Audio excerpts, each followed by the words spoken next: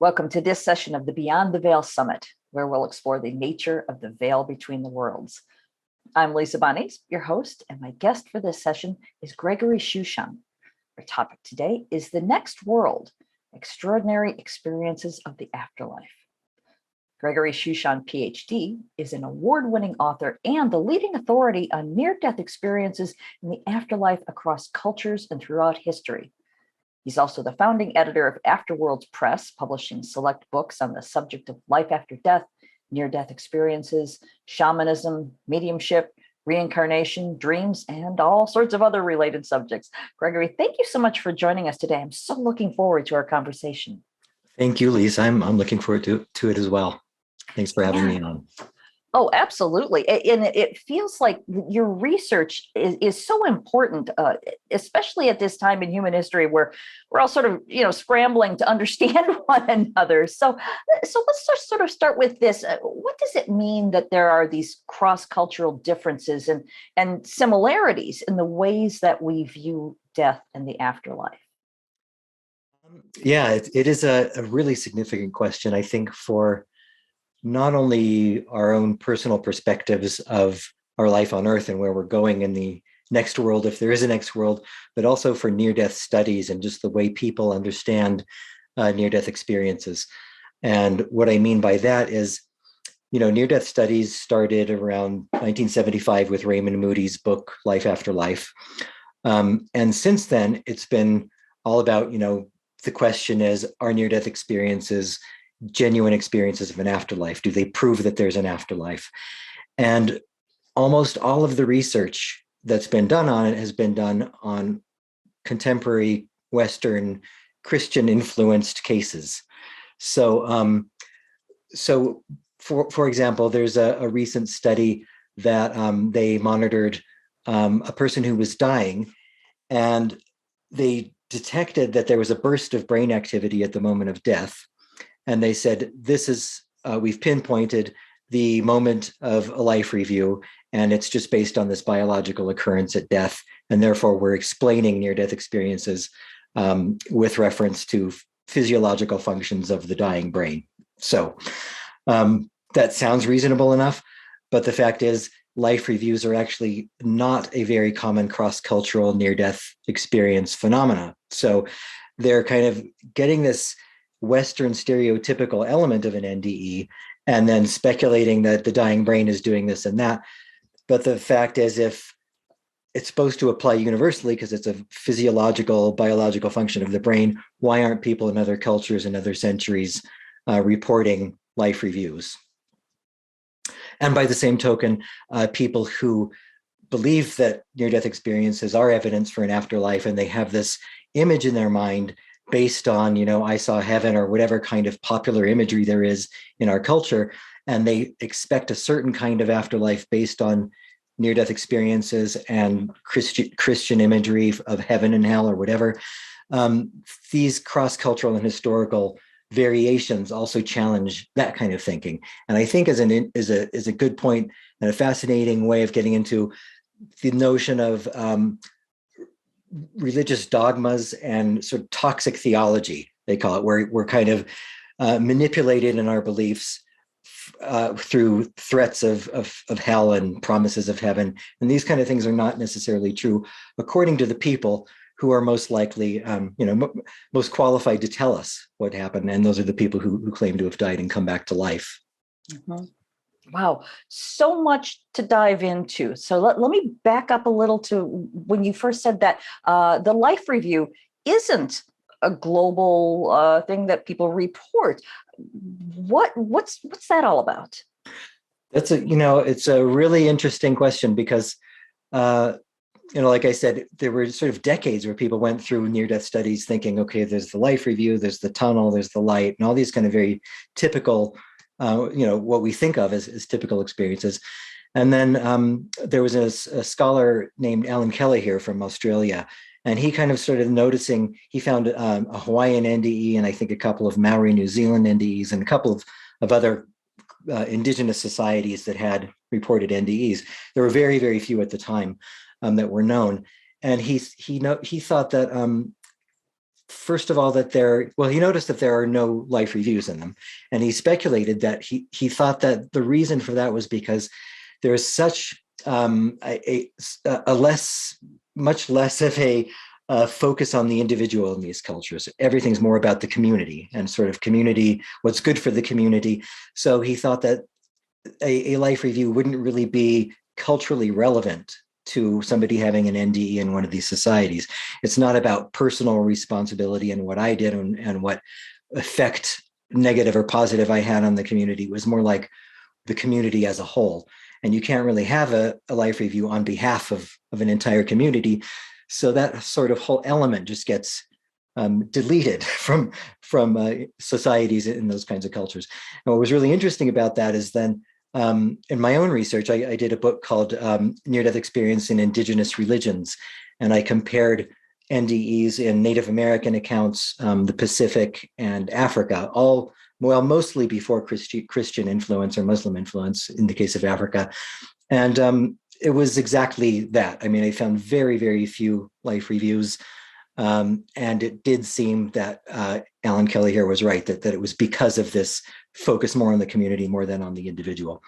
Having said all that, the fact that I found some life reviews is also interesting.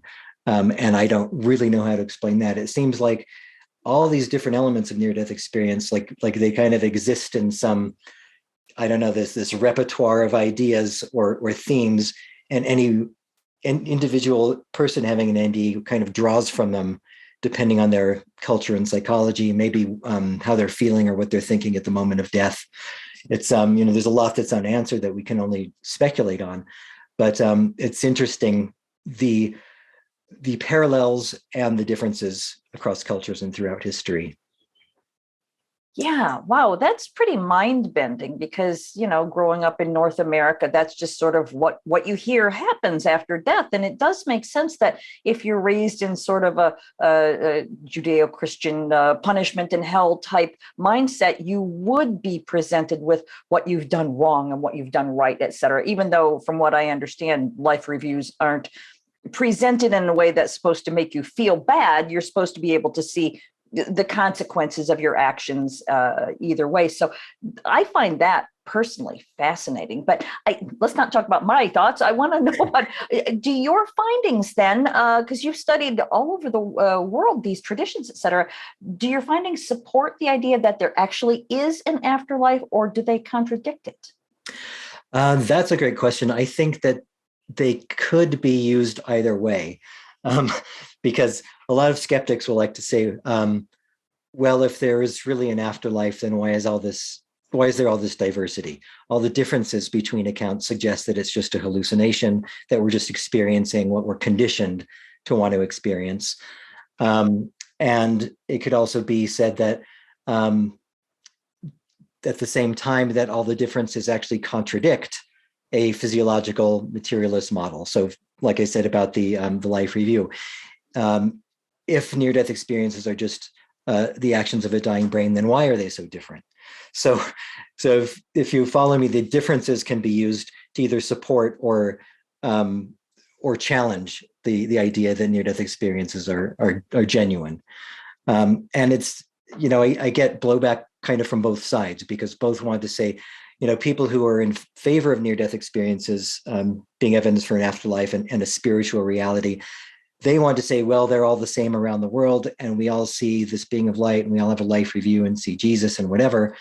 So to hear that that's not true, especially people who have had NDEs, to hear genuine NDEs from other cultures that might challenge or contradict what they themselves experienced, it's difficult for people, and it's difficult to then create a sort of new religious movement or theology surrounding NDEs, which is kind of happening. It's kind of a big thing in New Age communities, that it's seen as almost an alternative to traditional religion. We can base our beliefs in an afterlife on what these people who are dying and coming back tell us, because they're authorities in a way.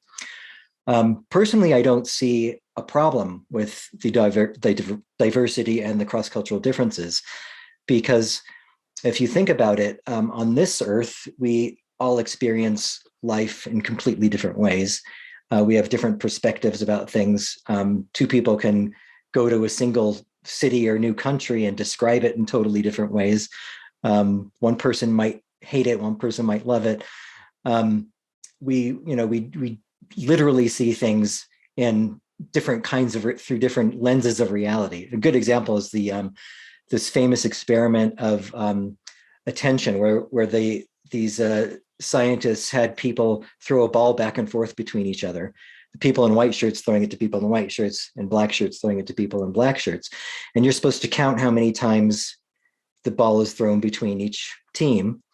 While this is happening, a gorilla walks into the middle of the scene and starts beating his chest and waving his arms. And something like 70% of people who see this literally do not see the gorilla. And so they'll say, okay, how many times did this happen? The white team threw it 15 times. And then they reverse the video and say, but what about the gorilla? And then it's like, oh my God, how could I have missed this gorilla beating his chest and waving his arms in the middle of this video? So it's just a little thing that goes to show how individual our perception of reality is. So, and what I mean as far as that, how that could translate into there being an actual afterlife, the similarities between NDEs then need to kind of be enlisted, because almost universal is the idea of leaving the body, traveling through darkness, not necessarily a tunnel, but darkness, emerging into some bright light that seems, brighter than the sun, or supernaturally bright, not just light, meeting deceased relatives or deceased friends, encountering some kind of being of light. Often, if not necessarily a life review, but some kind of feelings of evaluation about your life and how you lived it, and then being told to returning to the body, and then positive after effects afterwards. So, but within all that, the identity of the being of light might be Jesus or Krishna or Muhammad or the Buddha or whoever. The darkness might be a canyon, or it might be a tunnel, or it might be a hole in a tree, as one from an African society, a tunnel underground. It's all kinds of different, representations of traveling through darkness. So it's almost as if these experiences, the kind of thematic experiences, are objectively happening, but we can't really experience them unless we clothe them with our own minds, with our own symbols and ideas and ways of looking at the world, if that makes sense. It does. It makes perfect sense. I've often heard that what we experience when we cross over is sort of what we expect, or have sort of maybe been programmed, for lack of a better word. So then, what are your beliefs? What do you think happens after death? After all of your research and study, what are your thoughts? I think that it's a difficult question to answer, because I don't necessarily believe that there is, or that there isn't an afterlife, but I try to stay open-minded, and I think that there are compelling reasons to have a rational, reasonable justification for belief in an afterlife because of the evidence. But at the same time, I'm open to the fact of it being, purely psychological or hallucinatory or whatever. But I think that if I were to take the next step and say, if I were to believe in an afterlife, what do I think it would be like? I think the model of what I was saying earlier about near-death experience probably gives us a good clue about what it's like. The NDE is the transitional phase from this world to the next world. Occasionally, we hear accounts where people glimpse what the other world is like. So, for example, people will say it's this amazing, beautiful landscape. People will sometimes say that it's like a Greek city, and there's centers of learning and libraries and things like that. I think these descriptions obviously are very culturally generated. So one person's ideal of what the afterlife is going to be like is going to be different from another person's. So it's difficult to say what it could objectively be like. But I think because of the diversity and the similarity, I think there's this kind of clues of what it could be like. And I think that would be the way I look at it, is like a lucid dream. So but a collective lucid dream is together with other people who might be dead and dreaming in the afterlife. So we perceive reality through the filter of our own symbols and consciousness. So, for example, we see there might be an objective landscape with houses, but one person is going to see those houses as Pueblo mud brick dwellings. Another person will see them as grass huts on a beach or whatever, but they're still houses.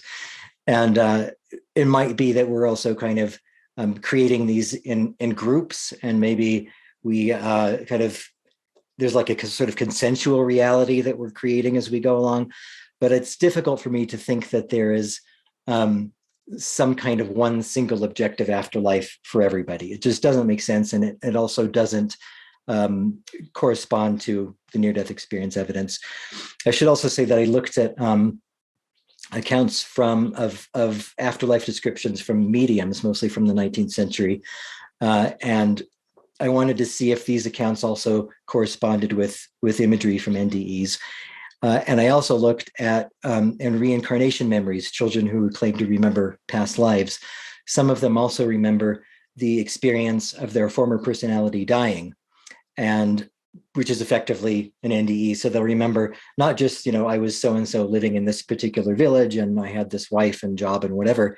They remember the actual experience of dying or being killed, their soul leaving their body, seeing their funeral or seeing their body lying there below, going to this other realm, and then either choosing their next rebirth or being told what their new rebirth would be.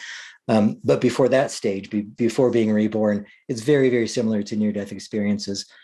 With the mediumship stuff, it's much more culturally determined. So a lot of the mediumship stuff comes from Victorian and Edwardian England or America, and the descriptions are very much in line with the kind of ideals and thoughts of those times. So, for example, there's a description of the different 7 layers of the other world, and each one is progressively higher and more rarefied, but they're all duplicates of England.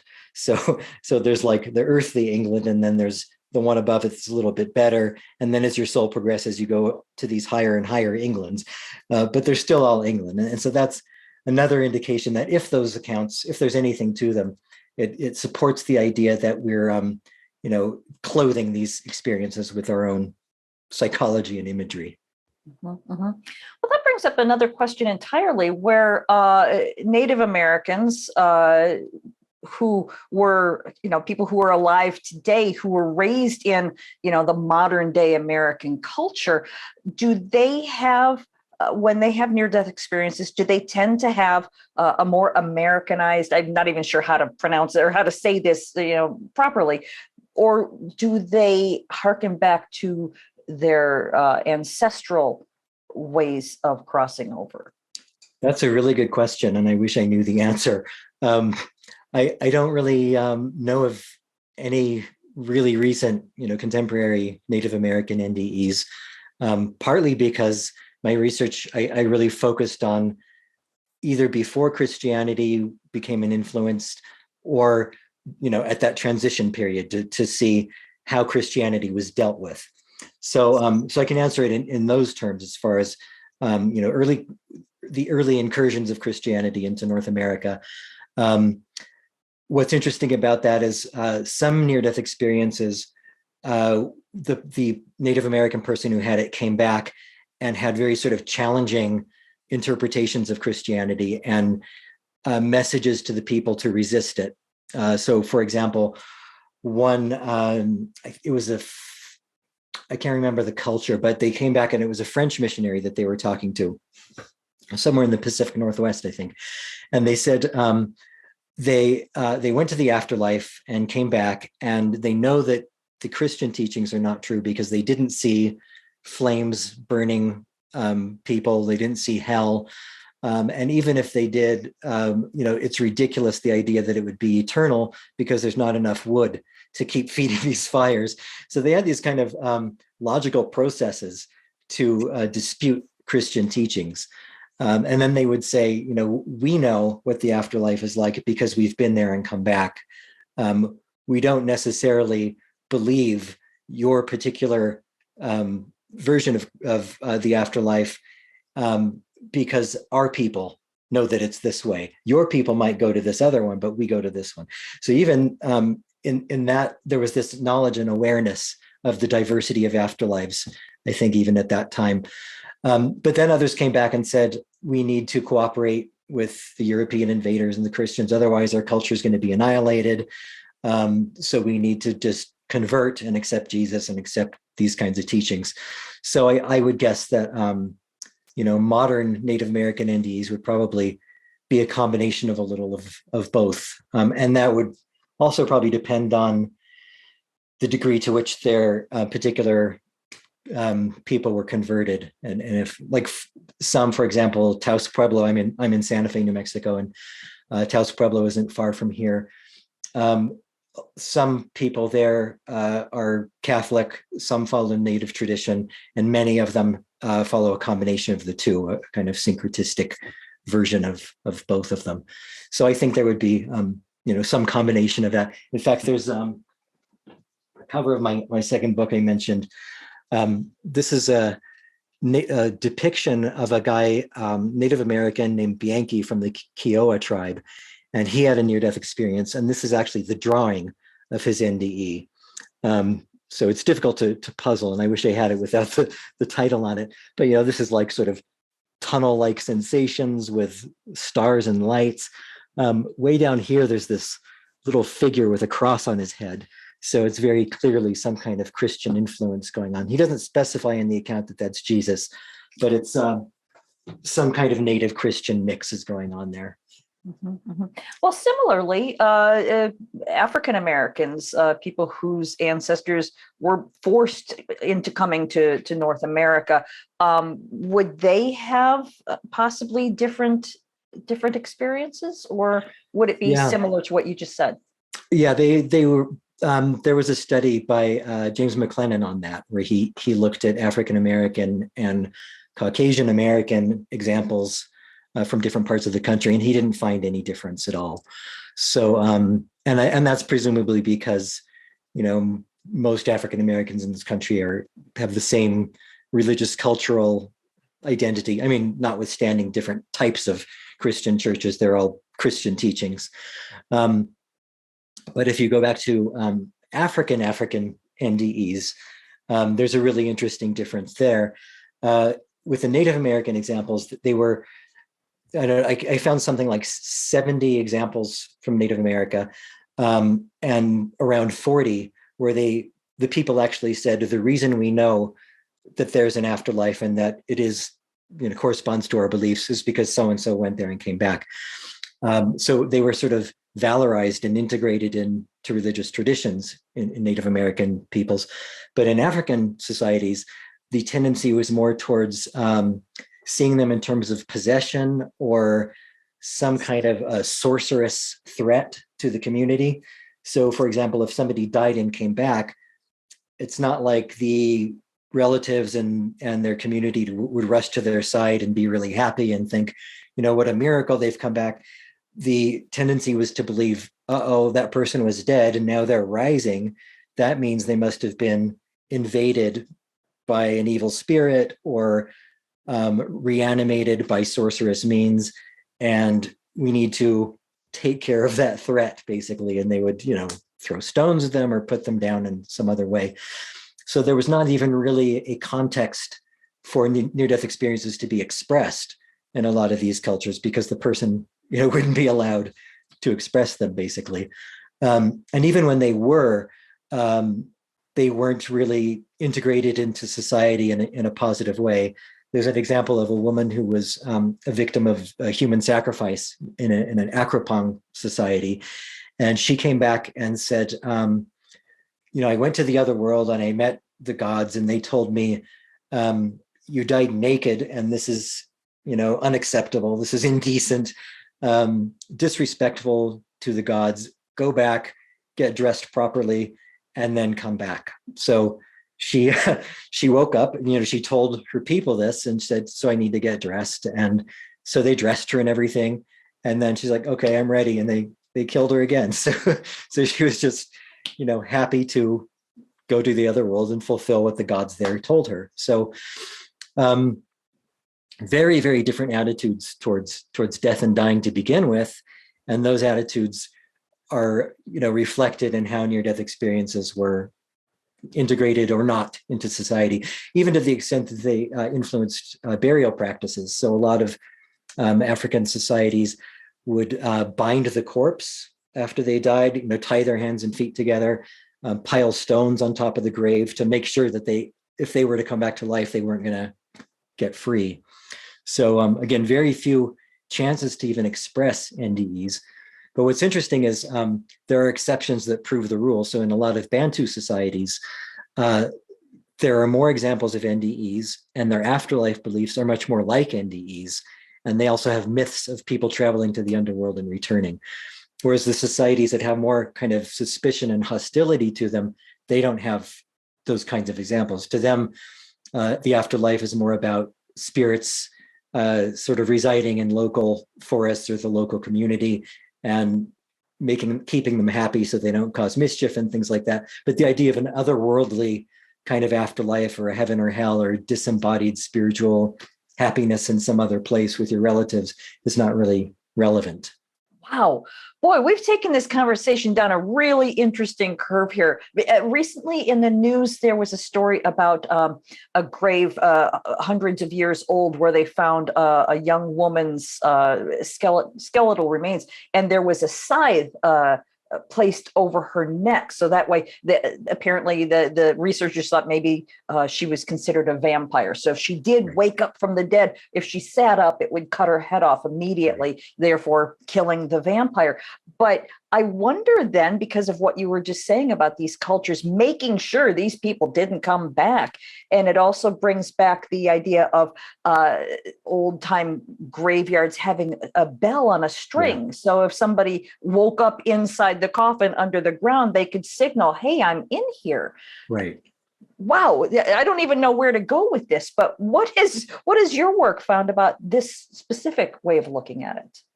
Yeah, I mean, that's the thing is, if there were different attitudes towards, for one thing, the definition of death has changed over time.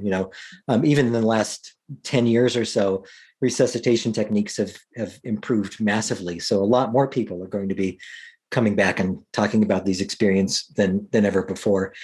And that's also why there were so comparatively few examples from different cultures around the world. Some of these indigenous examples I was talking about, there's no way for us to tell if they were really dead or not. We have to just go by their definition of death, which in some cases might have just meant like unconscious and unresponsive, and maybe they were not going to come back. It's really difficult to evaluate in those terms. But it's also interesting that, with the Victorian examples, and all these stories of premature burial and people, scratch marks on the insides of lids of coffins and things like that. And as you mentioned, bells being installed in case people woke up. So if those people really did wake up and they didn't just, suffocate in the coffin, not to be even more morbid, but if we really were to hear what they had to say, then we might have had a lot more NDEs. And what's interesting about the Victorian era is there's this, massive burst of mediumship research and psychical research with, the Society of Psychical Research in London and the American counterpart, where all these prominent scientific figures and the scholars got together and very seriously tried to investigate mediumship and if there was life after death. And you would think that amongst all that they would have been identifying and talking about near-death experiences. There's a couple of very brief references in a book by Frederick Myers, one of the founders of the Society for Psychical Research, but it's almost a casual mention. Like he has to mention them as another example of psychic phenomena, but he then, he just goes right back to the stuff that was more current at the time. And I do wonder if it's because, the medical technology, resuscitation technology, and burial practices just didn't facilitate NDEs. They just didn't really know about them. So it wasn't until, Raymond Moody and people along those lines came along in the 70s that they, became a field of study in and of itself because of the resuscitation technology and it becoming a more common event, I think. That makes a lot of sense. Thanks for taking us down that path. This is such a fascinating conversation. Now, I want to rewind a bit to something that you said a while ago, that sometimes when people return, as it were, they're changed people. But I've also heard about people who've had, for lack of a better word, miraculous recoveries, where they died of like stage 4 cancer. Anita Morjani is famous for having died. She was in such a withered, a physical condition, but when she came back, her cancer was gone, and it only took a very short time for her body to rebound. And there are other stories of people who have come back with their illnesses very quickly resolved. What have you learned about that? Yeah, that's definitely a cross-cultural feature. Both of those things, in fact, the positive after effects and the kind of miraculous healings. There's a lot, that's a big thing in a lot of the European medieval accounts of monks and nuns who had NDEs, and they came back and their whatever ailment they had was miraculously cured when they woke up. There's a really interesting one of a monk who came back with what he called omnilingualism, which was he had the ability to speak all languages in the world. So, which, that raises my kind of skeptical hackles a little bit, but at the same time, it's probably an exaggerated thing to make a point about, the kind of transformative effects in general. One of the main things around the world is that the afterlife realm is a realm of knowledge acquisition, that you're given information or enlightenment or some kind of transcendent understanding that you are then intended to bring back to this world and educate your people. One of the main messages of that is that the afterlife exists, that we survive our own deaths, and that it's, this is just a physical blip of our long-term reality, and that the other world is our true home, and it's this place of, transcendent universal understanding and all that. So, yeah, wow. But at the same time, it just reminded me of every time that there's some kind of interesting thing that seems like, oh, well, because it's happening around the world, maybe it's true. There's then the flip side that challenges it. So there was a study by Kenneth Ring in the 80s, and I think late 70s it started, where he was looking at prophetic NDEs in the US. And this is people who came back with prophecies about what was going to happen in the world. And they were told by entities in the other world, by relatives or the being of light or God or whatever, go back and tell your people that the world is going to end before long. Well, not end entirely, but there's going to be, some cataclysmic event, some global catastrophe that's going to reduce the population. It's going to be environmental or nuclear or whatever. Following this, there will be a golden age on Earth where everybody will get along, and it will be this harmonious heaven on earth kind of thing. And all this is going to happen around 1988, possibly early 90s. So what's really fascinating about that is he was told this repeatedly by various people who had, these prophetic visions during NDEs. Even more interesting is there was a researcher on the other side of the Atlantic in the UK, Margot Gray, who had conducted a review study and got very, very similar results. And they were unknown to each other, these two studies going on. So people in the UK, people in the US saying almost the exact same thing, even with the same dates, 1988 being the most common. And obviously that didn't happen. So, the way Kenneth Ring explained it was that basically when there's a kind of upheaval and uncertainty in society, and there's a kind of spiritual crisis going on, people have these kinds of visionary experiences that reflect the theme of an NDE, which is death and rebirth. So thematically, the idea of our society, our culture, our planet even is going through this kind of death and rebirth stage. But maybe symbolically during their NDE, they kind of took it too literally, or when they woke up, maybe they interpreted it a little too literally. And what's interesting about that, his conclusions, which he didn't know at the time, was that they're replicated with the Native American examples I was talking about earlier. So a lot of these Native American accounts, the person would die and come back to life, and basically teach a lesson of cultural renewal that they learned in the afterlife, saying, like I said, either we need to cooperate with the invaders or we need to fight against them. But either way, it was basically to preserve our culture. And one of the ways of doing that was to institute these new religions. They call them religious revitalization movements. Like the ghost dance is the most famous one. There's also the Indian Shaker Church, the Dreamer religion. These were all based on the near-death experiences of their founders, which a lot of people don't realize. Everyone's heard of the ghost dance, but they don't know that it was actually based on NDEs. And the goal of the ghost dance was to actually replicate the NDE of the founder of all those religions. The goal was to replicate the NDE so that anybody could basically undergo that kind of experience. And there's also a parallel in Mormonism, which is interesting because in traditional Christianity, we need to reach a positive afterlife through God, through Jesus, and that's it. That's the only way we can get there.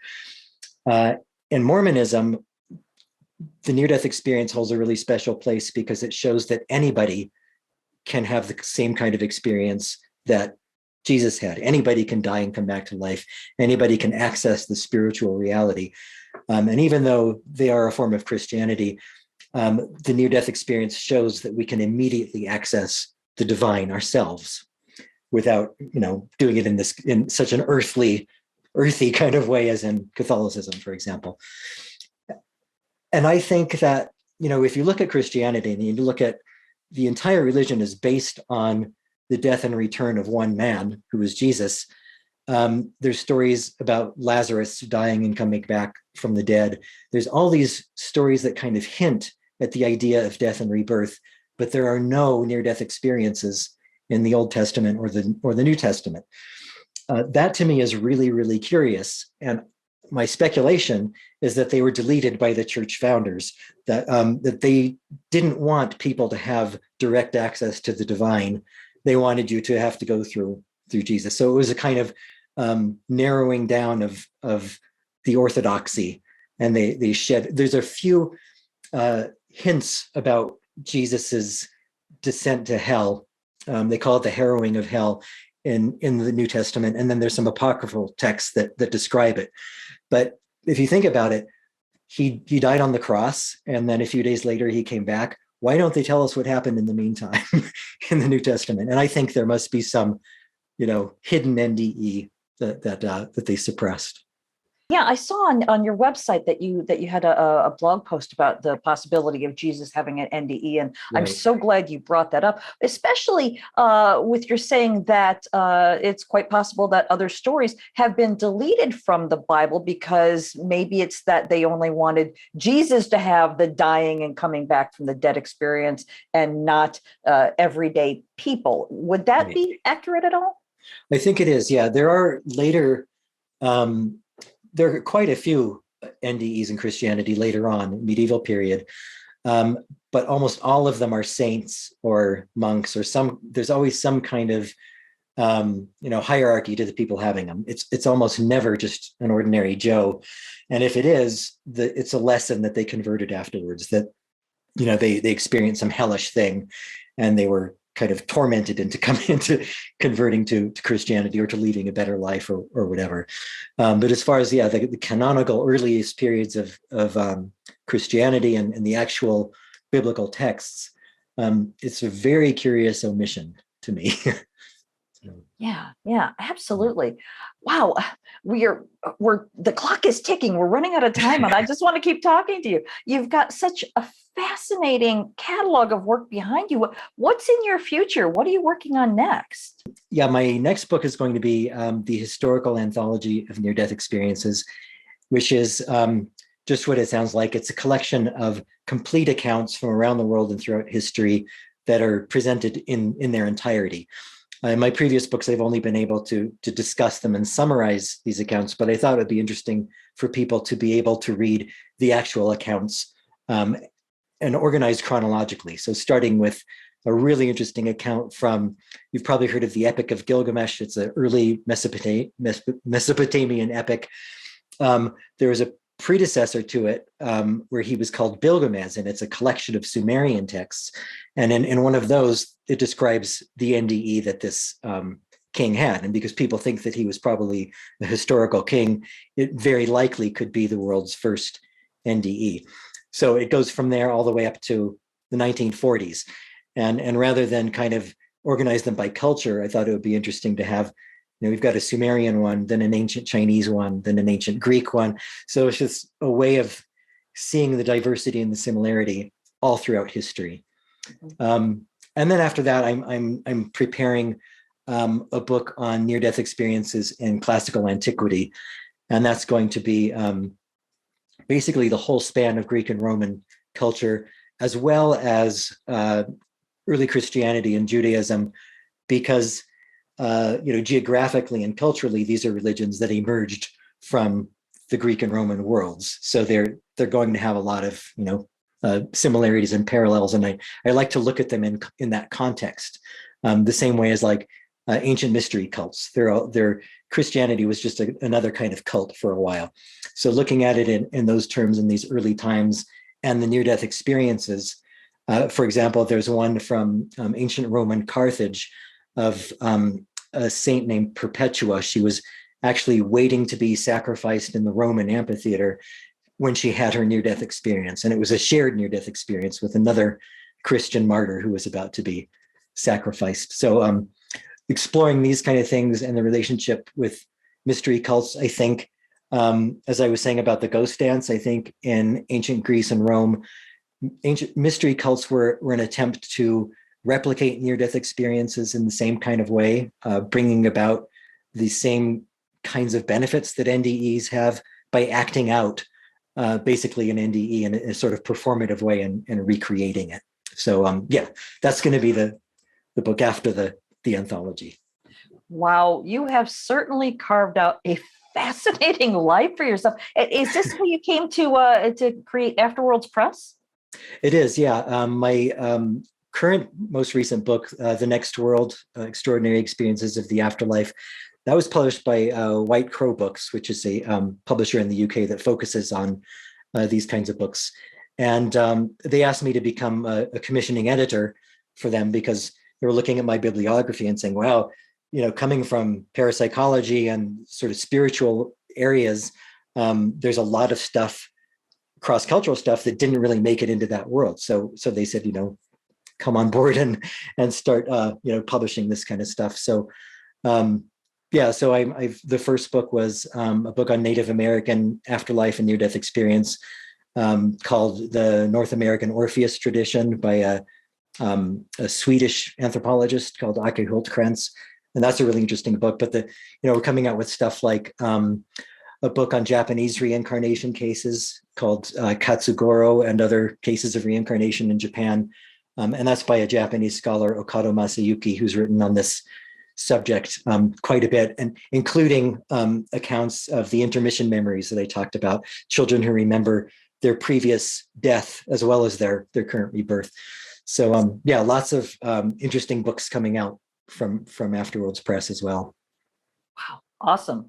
This has just been a mind-bending conversation. I want to make sure before we wrap this up that I mention your websites. You've got a couple. You've got GregoryShushan.com and AfterworldsPress.com. And then on your website, GregoryShushan.com, you also have a link to your Patreon page. I want to make sure that people know about that. So tell us what people will find on your websites.